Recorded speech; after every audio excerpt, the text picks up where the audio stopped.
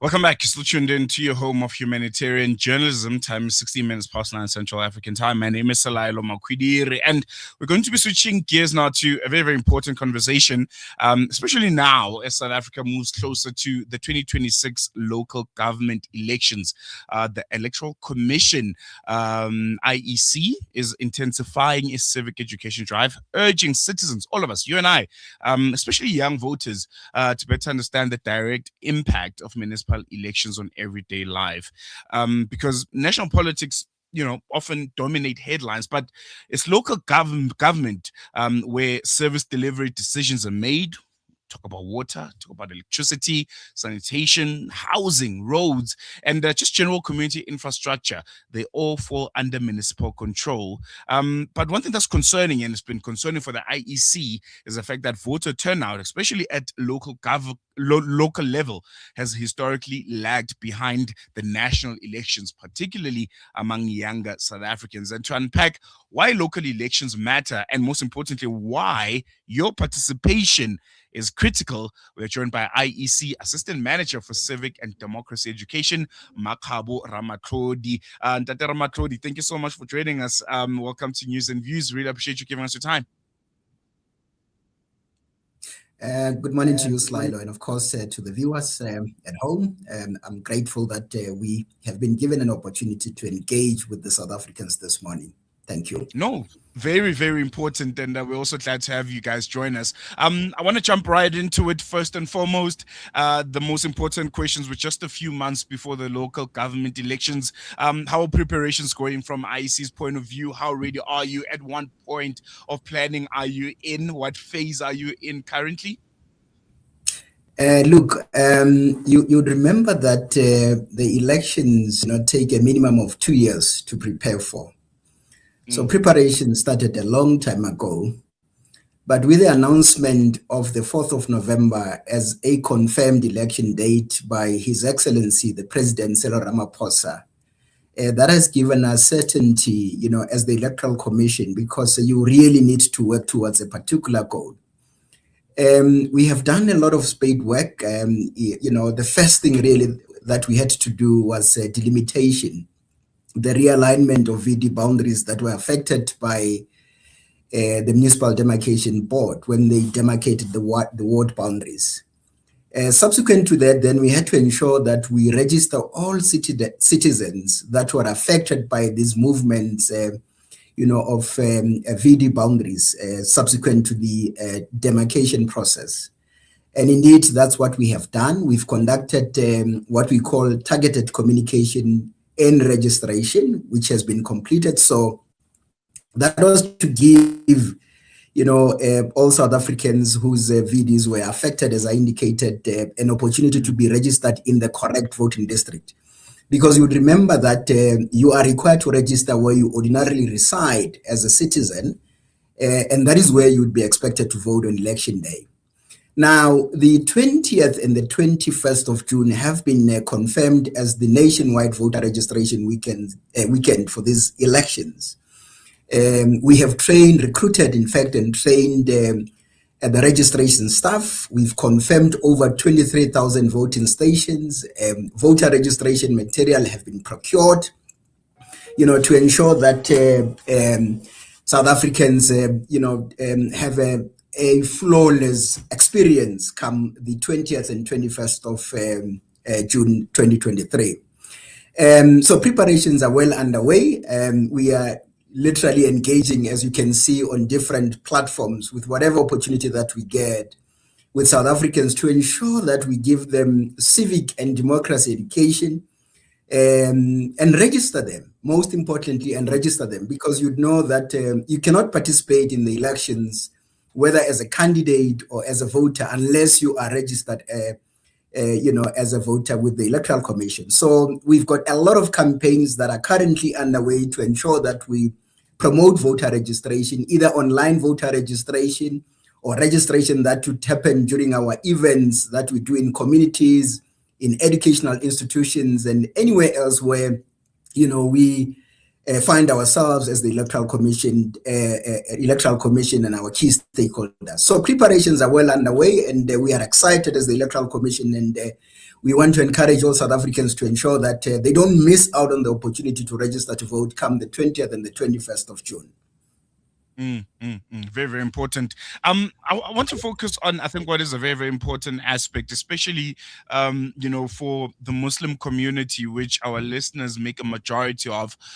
When people hear local elections, many think it is less important than national voting. So the national elections that we also have every 4 years. Why do you think that perception is misleading? And is there a way to correlate which one is more important than which, and which one should people be more involved with than the other, or are they both equally important?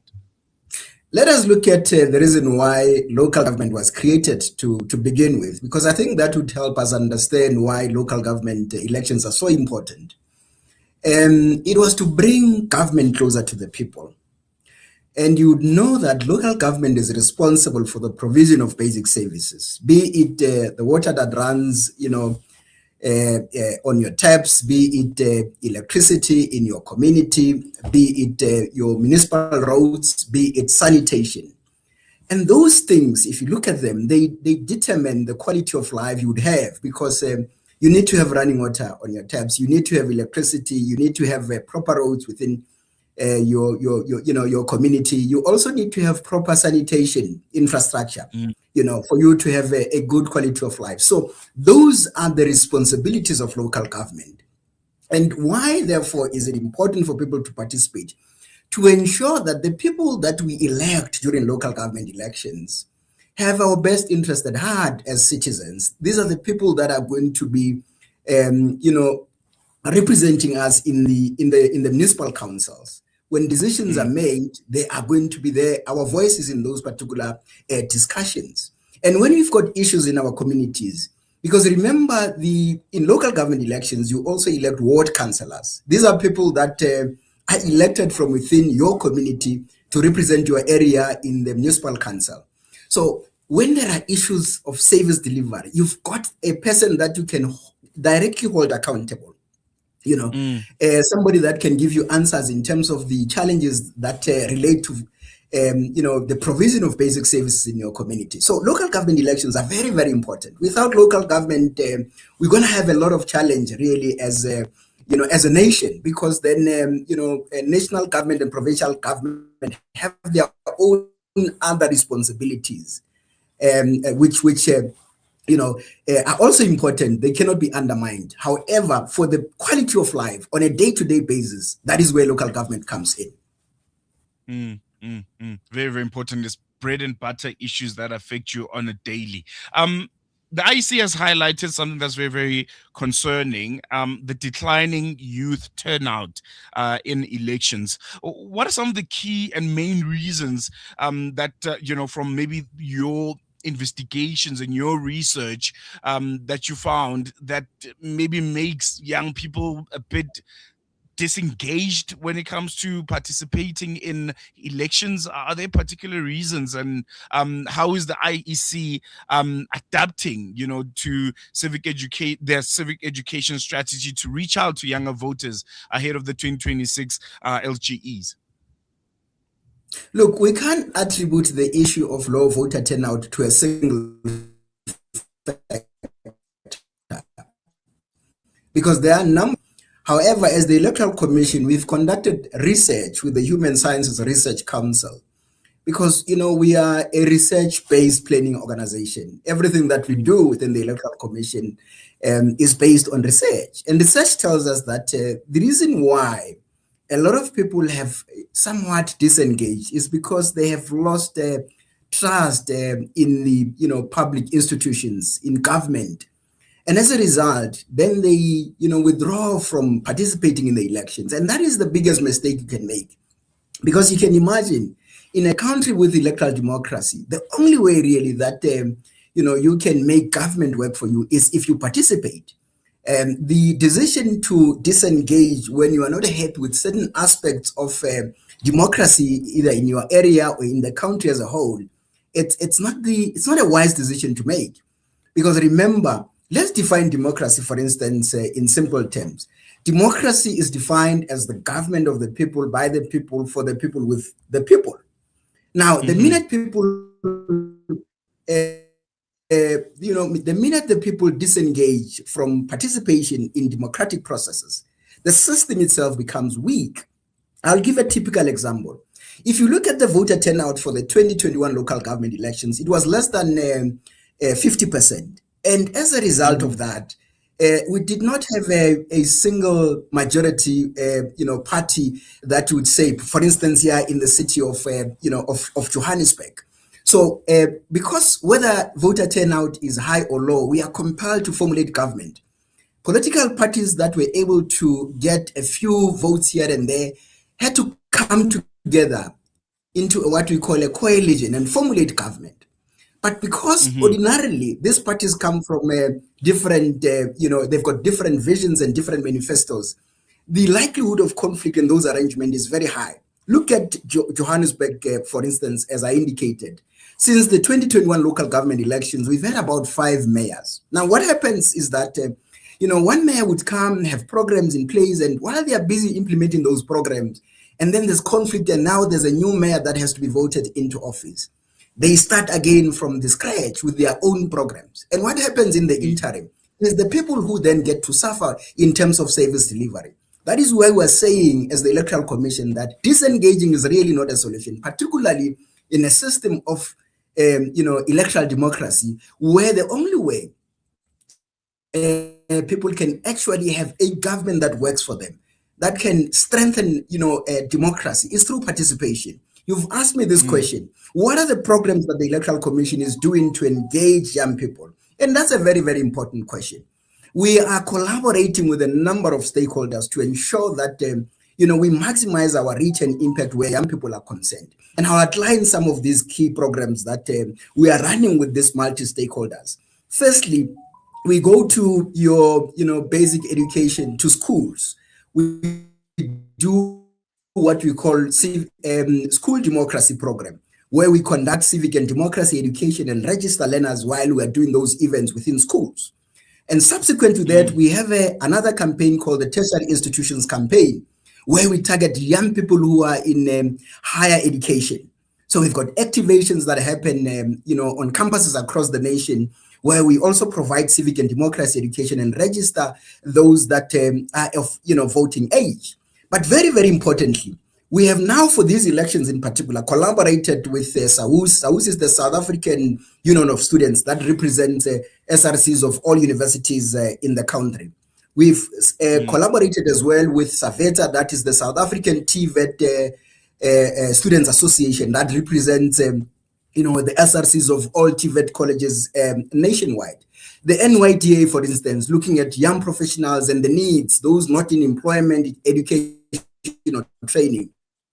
We've also now recently started a collaboration with Higher Health that represents the community education and training, colleges. So you can see that we are really hard at work as the Electoral Commission to ensure that we close the youth voter registration gap.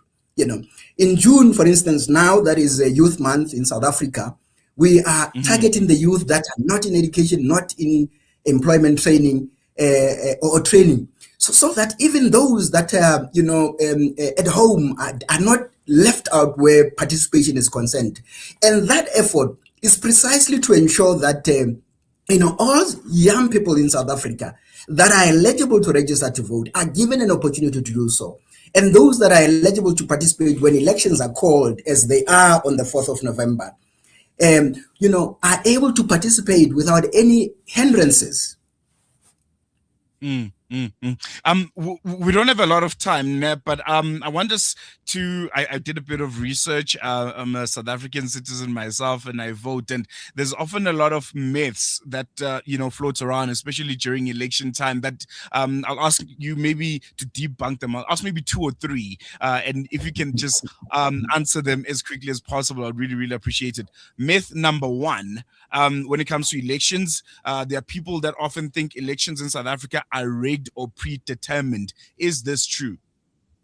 It is not true because we one of our values is transparency in the Electoral Commission. So whatever we do, we liaise with political parties through a structure called the Party Liaison Committee to ensure that even during the voting process itself, as we prepare for elections, during voting and counting, all parties that are contesting these elections can bring their agents to come and observe our processes from, as we prepare for elections, going into elections, election day processes, and even counting in the declaration of results. So it's not possible that indeed there could be election rigging, because you'd have to then collude with all of those parties in favor of one party, which I don't think makes sense. No, most definitely, especially our political landscape here in South Africa, it wouldn't make sense. Myth number 2, the IEC is controlled by a political party or the government of the day. The line is terrible there. Sorry, I did not get your question. Can you repeat, please?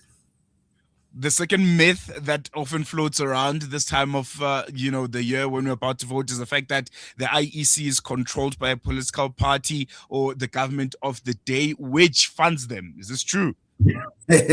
We are not funded by anyone. We're actually accountable to government, to Parliament. I beg your pardon. We are accountable to Parliament. That's where we report as the Electoral Commission.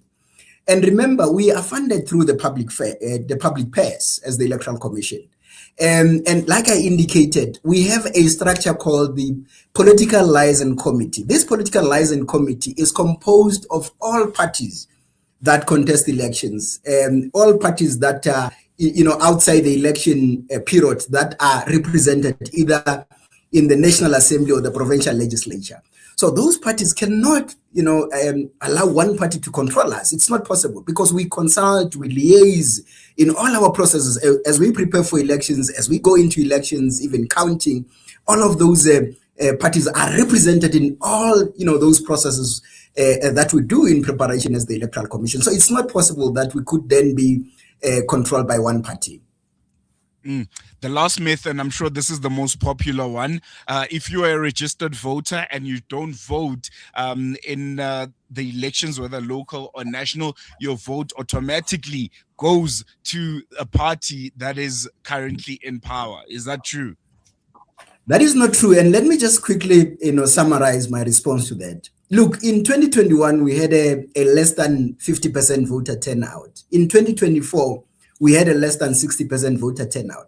So if that were true, it would mean that the voter turnout in South Africa, in spite of people not voting, would be very high, would actually be something close to 100%. Because voter turnout is defined as a proportion of those that are registered to vote against those that actually turn out and vote on election day. So if that were true, it means these numbers, the ones that are registered and the ones that turn out, would actually be very close, because then we have to count even those that are not that did not vote in favor of a particular party. So that is really a myth. It's not true. Again, our processes are transparent. We work with political parties. They would not allow us to do something like that, even if we wished as the Electoral Commission. However, among other values that we have is integrity. We can't do that as the Electoral Commission. It's not possible. There we go. That was IEC Assistant Manager for Civic and Democracy Education, Mmakgabo Ramatlhodi. It was a really insightful conversation, and hope we chat again soon. Have a lovely day further, Slide and the viewers. Thank you very much for having us. There we go. And with that, we're going to take a quick break. News and views will continue after this.